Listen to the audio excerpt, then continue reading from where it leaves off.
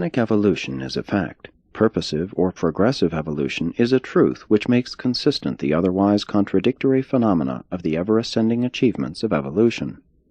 The higher any scientist progresses in his chosen science, the more will he abandon the theories of materialistic fact in favor of the cosmic truth of the dominance of the Supreme Mind. Materialism cheapens human life. The gospel of Jesus tremendously enhances and supernally exalts every mortal. Mortal existence must be visualized as consisting in the intriguing and fascinating experience of the realization of the reality of the meeting of the human upreach and the divine and saving downreach. 7. The certitude of the divine. The Universal Father, being self-existent, is also self-explanatory. He actually lives in every rational mortal. But you cannot be sure about God unless you know Him. Sonship is the only experience which makes fatherhood certain.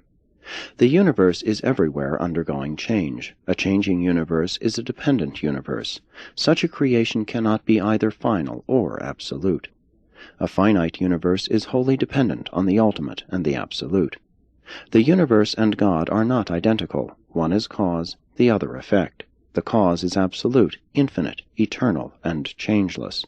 The effect, time, space, and transcendental, but ever-changing, always growing. God is the one and only self-caused fact in the universe. He is the secret of the order, plan, and purpose of the whole creation of things and beings. The everywhere changing universe is regulated and stabilized by absolutely unchanging laws, the habits of an unchanging God. The fact of God, the divine law, is changeless. The truth of God, His relation to the universe, is a relative revelation which is ever adaptable to the constantly evolving universe. Those who would invent a religion without God are like those who would gather fruit without trees, have children without parents. You cannot have effects without causes. Only the I Am is causeless. The fact of religious experience implies God, and such a God of personal experience must be a personal deity. You cannot pray to a chemical formula, supplicate a mathematical equation, worship a hypothesis, confide in a postulate, commune with a process, serve an abstraction, or hold loving fellowship with a law. True, many apparently religious traits can grow out of non-religious roots. Men can intellectually deny God and yet be morally good, loyal, filial, honest, and even idealistic. Man may graft many purely humanistic branches onto his basic spiritual nature, and thus apparently prove his contentions in behalf of a godless religion. But such an experience is devoid of survival values, God-knowingness, and God-ascension. In such a mortal experience only social fruits are forthcoming, not spiritual. The graft determines the nature of the fruit, notwithstanding that the living sustenance is drawn from the roots of original divine endowment of both mind and spirit. The intellectual earmark of religion is certainty. The philosophical characteristic is consistency. The social fruits are love and service.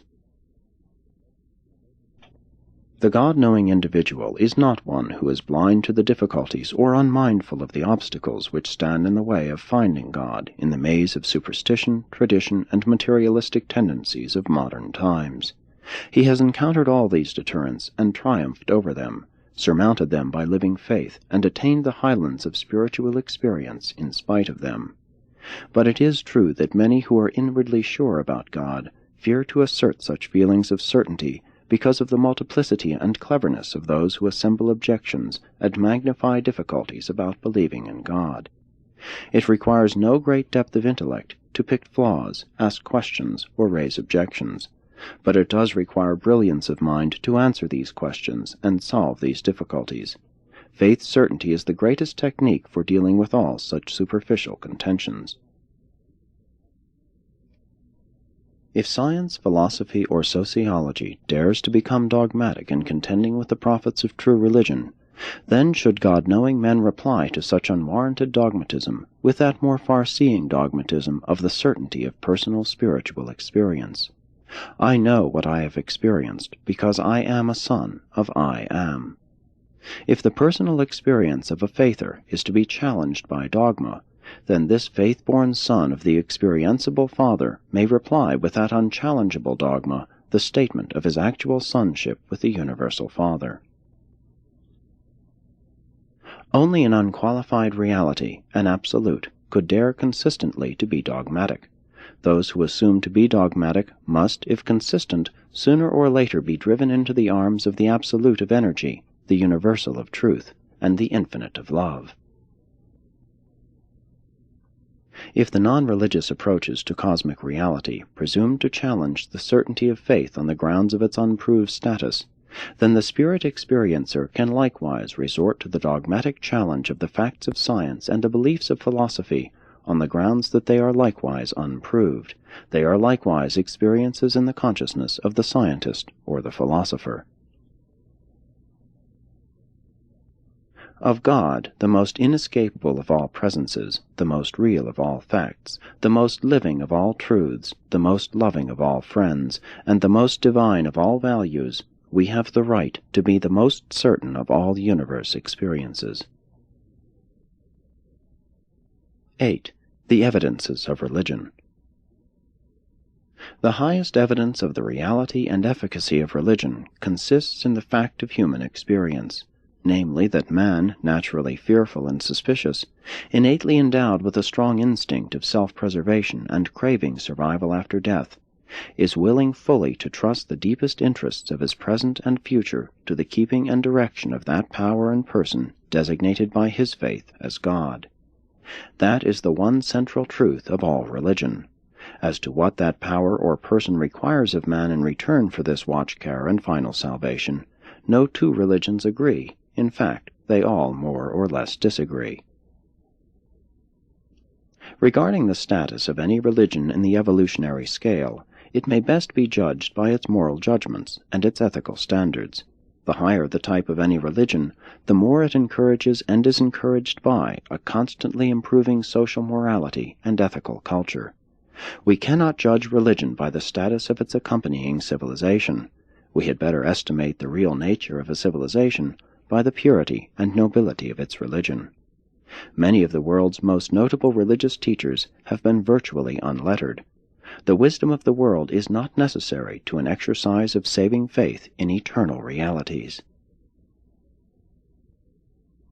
The difference in the religions of various ages is wholly dependent on the difference in man's comprehension of reality and on his differing recognition of moral values, ethical relationships, and spirit realities. Ethics is the eternal social or racial mirror which faithfully reflects the otherwise unobservable progress of internal spiritual and religious developments. Man has always thought of God in the terms of the best he knew, his deepest ideas and highest ideals. Even historic religion has always created its God conceptions out of its highest recognized values.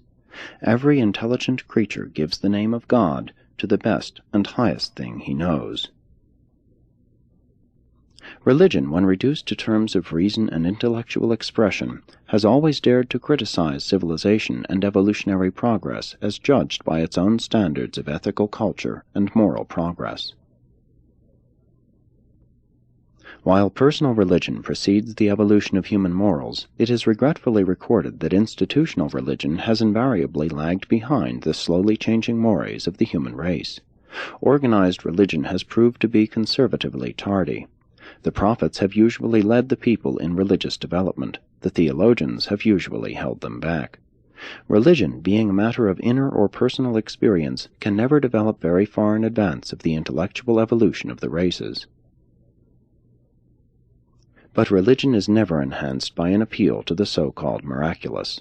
The quest for miracles is a harking back to the primitive religions of magic.